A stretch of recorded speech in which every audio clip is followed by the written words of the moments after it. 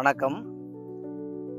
காலையில் அதிகாலையில் 4:30 மணிலேருந்து 6 மணிக்குள்ளாக அந்த பிரம்ம முகூர்த்தம் தான் அதை காலையினுடைய இது எந்திரிச்சதுக்கப்புறம் சற்று நேரம் தியானங்கள், மனதை ஒருநிலைப்படுத்தக்கூடிய தியானங்கள் இருக்கு. அந்த தியானங்கள்லாம் முடிச்சதுக்கப்புறம் இந்த அதிகாலை வேலைகளை பூர்த்தி செய்து நடைபயிற்சி, அதற்கப்புறம் தன்னுடைய வேலைகளை பூர்த்தி பண்ணக்கூடிய ஜோதிட கலையினுடைய வேலைகளை பார்க்கக்கூடியதாக இருக்கும் காலையில். இந்த ஓலைச்சுவடி என்பது இந்த மக்களுக்கு கிடைத்த ஒரு அரிய பொக்கிஷம். அந்த பொக்கிஷத்தினுடைய பலன்களை முழுமையாக தெரிந்து உணர்ந்து அதை பயன்படுத்தி வந்தாங்கன்னா வாழ்க்கையில் பலவிதமான அதிர்ஷ்டங்களை அடையக்கூடியதாக இருக்கும்.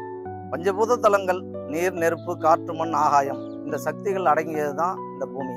அந்த பூமியை உள்ளடக்கக்கூடியதாக இருக்கக்கூடிய இந்த ஆகாய தலமாக இருக்கக்கூடியது சிதம்பரம். இந்த சிதம்பரத்தில் இருக்கக்கூடிய எம்பெருமான் நடராஜ பெருமான் தான் நம்ம முழுமையாக வணங்கக்கூடிய கடவுளாக இருக்கார். பிரணவ மந்திரத்தை முதல்ல நம்ம உச்சரிக்கணும். அந்த ஓம் என்ற பிரணவ மந்திரத்தை உச்சரித்து அதற்கப்புறம் நம்ம கடைபிடிக்கக்கூடிய அந்த 5 எழுத்துக்குரிய நமச்சிவாயம், நம சிவாய நமக அப்படின்னு சொல்லக்கூடியது அந்த அந்த பஞ்சபூதங்களை அடைக்கக்கூடிய மந்திரம் தான் இந்த நமச்சிவாய மந்திரம். அதுதான் உங்களுக்கு பலன்களை தரக்கூடியதாக இருக்கும். இது வரைக்கும் நாங்கள் அந்த ஓலைச்சுவடிகளை பாதுகாத்து வச்சுட்டு இருக்கோம். அது பாதுகாக்க அது புனிதம் அடைஞ்சிட்டு இருக்கு. அது மேலும் மேலும் உயர்ந்த நிலைக்கு வருவதற்கு இன்னும் அதுக்கு உண்டான பாதுகாப்பு அவங்களுடைய வாழ்க்கை பலன்களை சொல்லக்கூடியது. 2வது, அவங்களுடைய நிலைகளை உணர்ந்து அந்த வாழ்க்கை பலன்களை சொல்லக்கூடியதுதான் எங்களுக்கு ஒரு சவாலாக இருக்கும். அதிகாலையில் இருந்ததும் அவங்க குளிர்ந்த நீர் குடித்ததுக்கப்புறம் டீ. தமிழ் மொழி என்பது நமக்கு குடும்பத்தோடு பார்க்கக்கூடிய படங்கள் அனைத்துமே நமக்கு பிடித்த படம் தான். உழைப்பு, அதான் கடமை, கண்ணியம், கட்டுப்பாடு, தன்னுடைய முயற்சி திருவினையாக்கும், அவன் அருளாலே அவன்தால் வாங்கி நம்ம எல்லாமே நம்ம சொல்றோம். என் கடன் பணி செய்து கிடப்பது.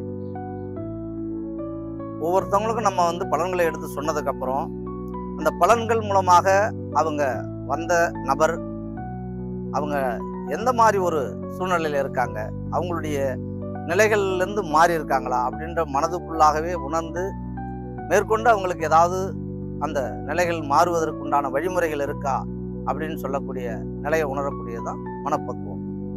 அந்த பக்குவத்தின் மூலமாக மற்றவங்களுடைய அந்த தடைகளை நிவர்த்தி பண்ணக்கூடிய ஆற்றல் எங்களுக்கு கிடைக்குது அந்த பலன்கள் சொன்னதுக்கு அப்புறம். இது நம்ம தமிழ் மொழி தெரிந்தவங்க மட்டுமல்லாமல் உலகத்துல எந்த திசையில இருந்தாலும் அவங்களுக்கெல்லாம் அந்த ஓலைச்சுவடியில பலன்கள் இருக்கு. அவங்க அந்த பலன்களை பார்க்க தான் அதுல அவங்களுக்கு இருக்கா அப்படின்ற ஒரு ஆச்சரியமான ஒரு நிலைகள் இருக்கும். அதே நேரத்துல ஒரு பண்டல், அந்த பண்டலை நம்ம எடுத்து ஒரு சுவடி, அந்த சுவடியில பார்த்தீங்கன்னா ஒருத்தருடைய பலன்கள் மட்டும் இருக்காது. அதுல பல பேருடைய விவரங்கள் அதுல வரும். அந்த விவரங்கள் இவங்களுக்கு உண்டான விவரங்களை மட்டும் அவங்களுக்கு எடுத்துக்கணும். அந்த விவரங்களை எடுத்து அதுக்கப்புறம் இவங்களுடைய எதிர்காலங்கள் என்னன்றது தான் அந்த சித்தர்கள் எழுதி வச்சிருக்காங்க. அந்த சித்தர்கள் எழுதி வச்சதை அதை நம்ம விளக்கமா நம்ம சொல்லிட்டு இருக்கோம். ஒவ்வொருத்தருடைய வயசு வாரியாக அந்த சித்தர்கள் சொல்லக்கூடியதை அவங்களுக்கு சொல்லி அவங்கள வழிநடத்தக்கூடியதாக இருக்குது இந்த ஓலைச்சுவடி. நன்றி, வணக்கம்.